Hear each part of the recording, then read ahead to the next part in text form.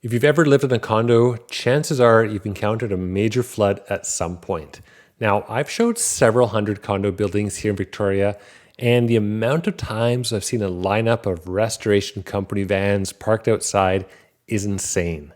Overflowing bathtubs, faulty sprinkler heads, and burst pipes are routinely causing hundreds of thousands, if not millions of dollars in damage. It's super frustrating for stratas, owners, and tenants, and everybody's insurance premiums are going up because of it.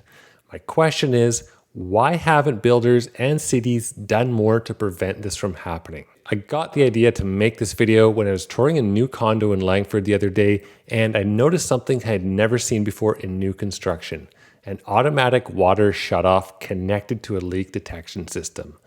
This was not a fancy high-end building, but the developer recognized a relatively inexpensive way to add value and peace of mind for the strata that will pay off for decades. It blows my mind that simple leak detection systems like this aren't part of building code. In other parts of the world, like Japan, they take things a step further and they make all the bathrooms wet rooms. So if a toilet, sink, or tub overflows, there's a central floor drain to collect all the water.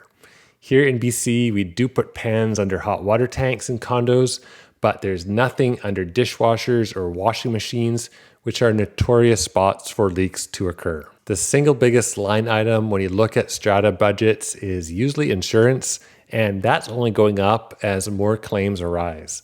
Many older stratas have water damage deductibles over $100,000, so as an owner, you need your own policy to cover that deductible if you're at fault for the leak. If the strata is responsible for the leak and the damage is relatively small, for example, like $50,000, then what stratas have been doing is just paying out of pocket and eating up their precious contingency reserve funds to do so. That's not sustainable. Unfortunately, developers don't seem to be incentivized at all to put in any water damage risk mitigation, maybe because most leaks start to happen after that 2, 5, 10-year warranty expires and they've moved on to the next project. And the public demand, the buyer demand just isn't there. People are focused on nice stainless steel appliances and fancy kitchens, and no one seems to be thinking about long-term and the boring stuff like leak detection systems. With the quality of some of the appliances going into condos these days and the amount of units that can be stacked in a high-rise, I expect lots of leaks and higher insurance rates for years to come. For older buildings, meaning pre-1990s, there's even bigger costs because restoration work there can sometimes also require asbestos and hazardous material testing that can easily double a renovation budget. There's a few ways you can be proactive and protect yourself and your investment. Number one is install an aftermarket leak detection system.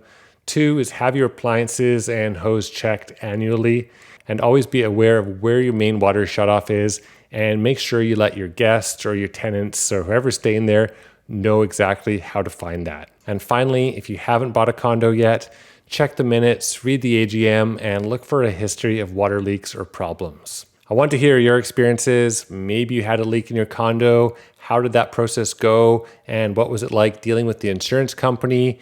And also, just let me know, do you think developers and municipalities should be taking more responsibility for condo floods and water leaks? Let me know in the comments below. Thanks so much for watching.